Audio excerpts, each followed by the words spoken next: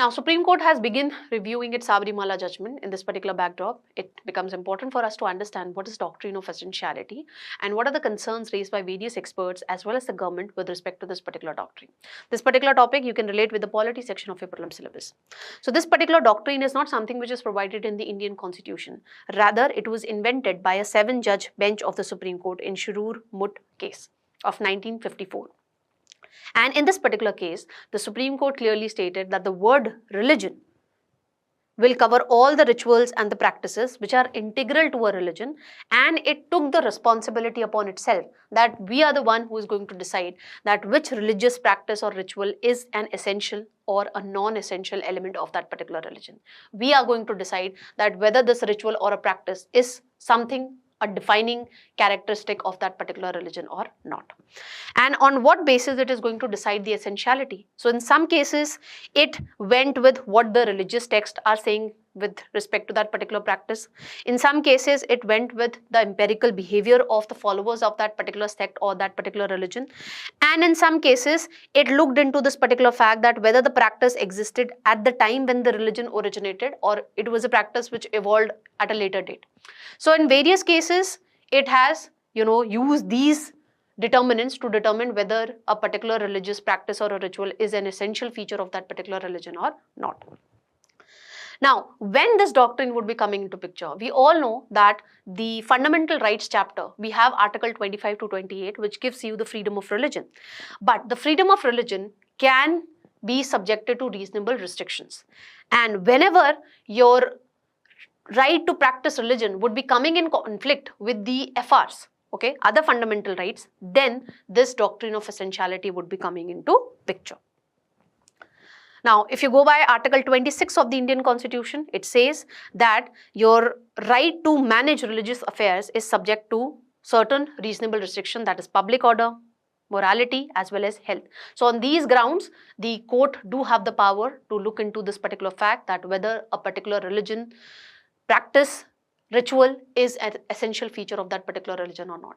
But in this particular backdrop, the experts have pointed to various concerns. First is the inconsistency of the factors based on which the court is deciding that whether that practice is essential or not. I told you, in some cases it looked into the religious text. In some cases, it looked into this particular fact that whether this practice was there when the religion came into picture or not, or it evolved at a later date. So in different cases, different stand has been taken. Now, when it comes to the Sabarimala judgment itself, the government had and the various experts have pointed out that how could the court examine the essentiality of the religious practice of a denomination that does not otherwise offend the public order, morality as well as health, because preventing the entry of menstruating women in the Sabarimala temple was not going against any of these reasonable restrictions. That is why the experts raised this particular question. Then another question is, how can judiciary look into the religious text? Because that is something which can be decoded effectively by the religious scholars, and this is not something which the court can do effectively.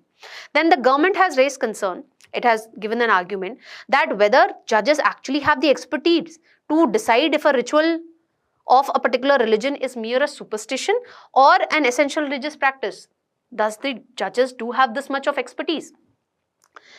And the interpretation of religious texts, again, this is to be examined by the religious scholars, and it is very impossible for the court to do the same.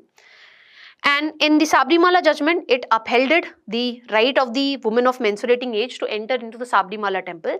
But when it comes to the Sabarimala temple, the ancient custom is that such menstruating women are not allowed to enter into the Sabarimala temple wherein you have the deity Lord Ayyappa. The question is, can the attribute of a deity be judicially reviewed? All these questions would be looked into this, when the Supreme Court is going to review its Sabarimala judgment, which it is doing currently. Some of the famous cases which the Supreme Court has given by using this doctrine of essentiality. One is of 2004, wherein the court applied the test of essential religious practice in deciding whether the Tandava dance is actually an essential practice of the Ananda Marga faith or not.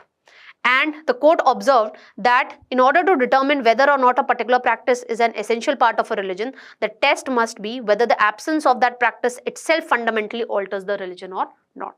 Then in Shaira Bano case, we all know that the court declared triple talaq as unconstitutional, stating this thing that triple talaq is only one form of talaq which is permissible in law, but at the same time stated to be sinful by very Hanafi school which tolerates it.